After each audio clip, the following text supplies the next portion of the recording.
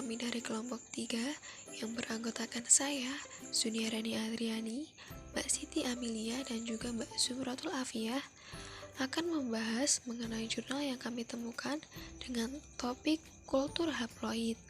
Nah, di sini kami menemukan jurnal dengan judul Kultur Antera, hasil persilangan padi lokal beras hitam dengan varietas budidaya Fatmawati dan Inpari 13. Latar belakang dari jurnal yang kami temukan ini adalah pada padi beras hitam kini populer karena dikaitkan dengan manfaatnya bagi kesehatan. Sejauh ini belum ada varietas unggul pada padi beras hitam. Nah, perkembangan varietas ini dirasakan sangat perlu. Kemudian, pemulihan padi beras hitam konvensional ini memerlukan waktu yang lama, dan varietas baru yang dihasilkan juga masih terbatas. Salah satu teknik untuk percepatan pembentukan varietas baru adalah dengan menggunakan kultur antera atau kultur haploid. Nah, suatu teknik kultur in vitro yang dapat mempercepat proses galur murni dengan homozigositas tinggi melalui tanaman dihaploid, dan yang dihasilkan itu langsung pada generasi pertama. Nah, generasi pertama ini memakan waktu kurang dari 1 tahun. Kurang dari setahun ini meningkatkan efisiensi proses seleksi pada pemulihan tanaman. Kemudian tujuan dari penelitiannya itu adalah untuk mendapatkan galur murni padi beras hitam dengan warna aleuron yang berwarna hitam dan umurnya genjah hasil kultur antera. Seperti itu. Kemudian akan dilanjutkan oleh Mbak Afia. Baik, selanjutnya kita membahas mengenai bahan dan metode. Kegiatan kultur artena ini dilakukan di laboratorium kultur jaringan oleh kelompok peneliti biologi sel dan jaringan di Bogor pada bulan Juli 2014 sampai Februari 2015. Nah, bahan yang digunakan pada percobaan ini adalah antera F1 hasil persilangan padi beras hitam lokal atau melik dengan 2 varietas budidaya, Inpari 13 dan Fatmawati. Nah, percobaan ini dilakukan menggunakan rancangan acak lengkap yang terdiri atas 12 unggulan. 1 unit percobaan merupakan 1 cawan petri berisikan kurang lebih 150 antera atau 25 bulir bunga spikelet dari 1 tanaman yang berasal dari 1 genotip F1. Jadi total satuan percobaan itu adalah 72 satuan percobaan. Kemudian di persiapan eksplan, tanaman sumber eksplan atau donor itu ditanam di rumah kaca. Nah, saat tanaman mencapai fase bunting, malai yang masih dibungkus selubung mulai dikumpulkan. Malai yang masih berada dalam selubung itu kemudian dicuci bersih dan dibungkus dengan aluminium foil yang telah dilapisi dengan kertas tisu dan disimpan dalam ruangan gelap bersuhu 5 derajat Celcius. Kemudian pada tahap sterilisasi eksplan itu memakan waktu 8-10 hari. Selubung malai yang dibuka dan malai yang berada di bagian tengah dan atas yang berwarna kuning kehijauan itu diambil.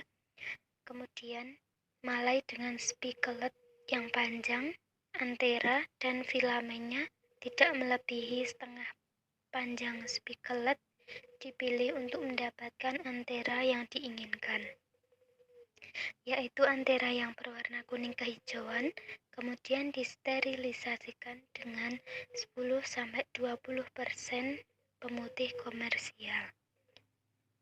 Kemudian pada tahap inokulasi atau penanaman eksplan. Nah, pada tahap ini spikelet yang sudah steril itu kemudian dipotong sepertiga dari pangkalnya dan dikumpulkan dengan cawan petri steril. Kemudian dengan menggunakan pinset, masing-masing spikelet itu diketukkan pada tepi cawan petri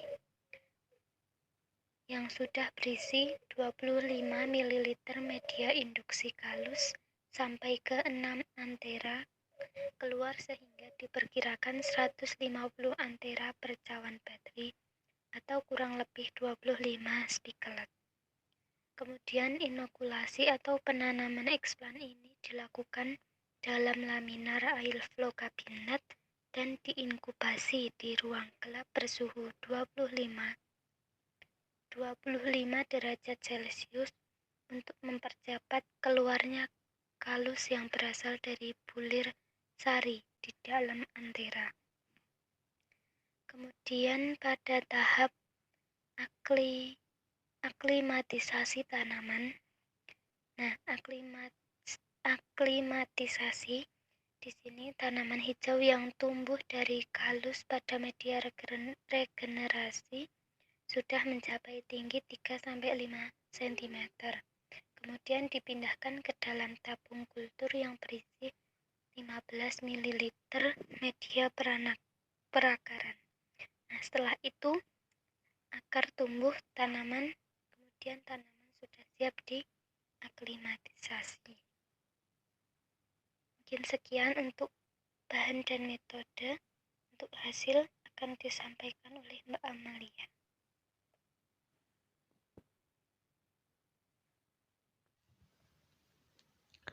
Selanjutnya yaitu hasil dan pembahasan.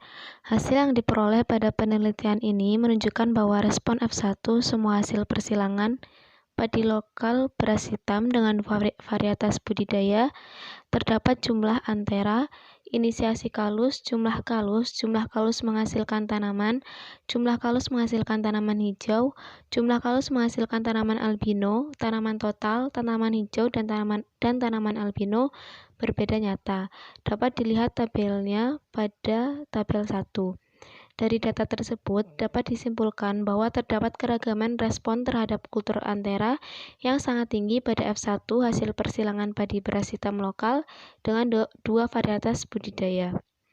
Selanjutnya yaitu induksi pembentukan kalus dan regenerasi tanaman. Pembentukan kalus 6 persilangan pada kultur antera pada padi lokal beras hitam dengan varietas budidaya memiliki waktu yang berbeda-beda, yakni lebih dari 3 minggu, sekitar 27-34 hari. Bisa dilihat pada tabel 2. Padi beras hitam menghasilkan jumlah kalus yang berbeda-beda pada masing-masing persilangan. Peningkatan produksi kalus sangat penting karena peluang untuk mendapatkan tanaman hijau akan lebih besar. Rataan jumlah kalus menghasilkan tanaman berbeda-beda pada setiap persilangan kultur antera padi lokal beras hitam dengan varietas budidaya.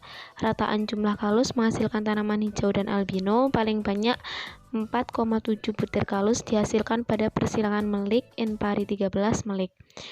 Jumlah kalus yang bervariasi tergantung dari daya tanggap mikrospora dalam antera dikulturkan.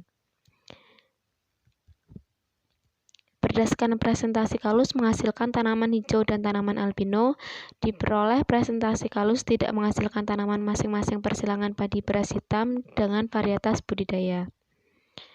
Umumnya, persilangan dengan Fatmawati menghasilkan tanaman hijau dan tanaman albino lebih banyak dibandingkan persilangan lainnya. Persilangan melik in pari 13 melik mempunyai daya kultur antera yang cukup tinggi dibandingkan persilangan lainnya. Hal ini terlihat dari jumlah tanaman hijau, tanaman albino, dan jumlah tanaman total. Hijau dan albino lebih banyak dihasilkan, yakni sebesar 8,7 tanaman, 7,8 tanaman, dan 16,5 tanaman dibandingkan persilangan lainnya. Datanya dapat dilihat pada tabel 3. Banyaknya tanaman hijau yang dihasilkan selalu diiringi dengan banyaknya tanaman albino. Induksi kalus dan regenerasi tanaman dipengaruhi terutama oleh kondisi kultur, baik dari suhu, intensitas cahaya, dan kondisi ruang, walaupun keduanya ada di bawah kontrol genetik. Efisiensi pembentukan kalus setiap persilangan berbeda-beda. Bisa dilihat pada tabel 4. Efisiensi pembentukan kalus dihitung berdasarkan jumlah kalus yang terbentuk pada jumlah antera yang ditanam. Persilangan melik in pari 13, dan melik in pari 13 melik memiliki efisiensi kultur antera lebih baik dibandingkan persilangan lainnya karena memiliki rasio atau perbandingan tanaman hijau terhadap kalus, menghasilkan tanaman dan efisiensi tanaman hijau terhadap jumlah antera tertinggi. Hasil aklimatisasi tanaman menunjukkan bahwa persilangan melik in pari 13 melik menghasilkan tanaman yang dapat diaklimatisasi terbanyak, tanaman dihaploid terbanyak dan presentasi tanaman dihaploid tertinggi dibandingkan persilangan lainnya, yakni berturut-turut 63 tanaman, 42 tanaman, dan 91,3%. Sementara jumlah tanaman hidup terbanyak pada persilangan melik Fatmawati sebanyak 49 tanaman, diikuti persilangan melik in pari melik sebanyak 46 tanaman. Dapat dilihat hasilnya pada tabel 5. Keberhasilan kultur antera dipengaruhi antara lain status fisiologi tanaman donor. Tanaman padi yang ditanam pada musim hujan menyebabkan antera lebih sulit dikulturkan karena banyak yang menempel dan berair. Sedangkan tanaman padi yang ditanam pada intensitas hujan rendah lebih mudah untuk dikulturkan. Hal lain yang perlu diperhatikan ialah kondisi suhu di ruang kultur, intensitas cahaya, dan kondisi ruang gelap untuk induksi kalus serta ruang terang untuk regenerasi tanaman. Tanaman dihaploid hasil kultur antera padi beras hitam menunjukkan bahwa padi beras hitam, yaitu padi dengan lapisan aleuron berwarna hitam, terbanyak dihasilkan pada persilangan melik in pari 13 melik dan melik Fatmawati melik. Dapat dilihat pada tabel 6. Warna aleuron F1 ternyata sama dengan warna aleuron tetua betina yang digunakan pada persilangannya, sehingga diduga terdapat pengaruh maternal atau maternal effect untuk karakter warna aleuron.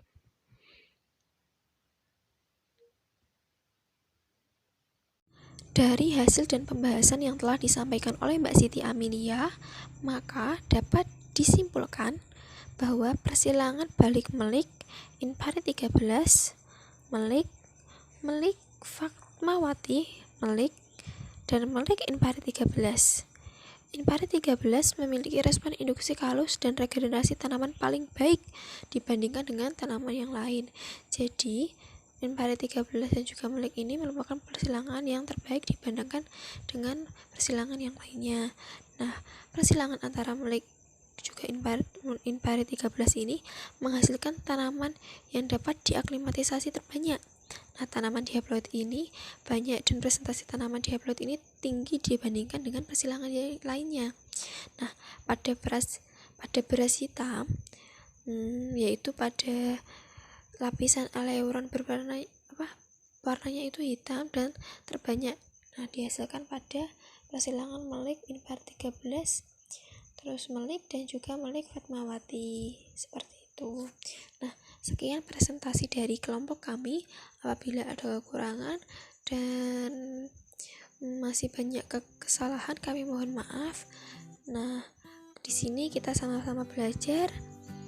Wabillahi taufiq wal hidayah. Wassalamualaikum warahmatullahi wabarakatuh. Terima kasih.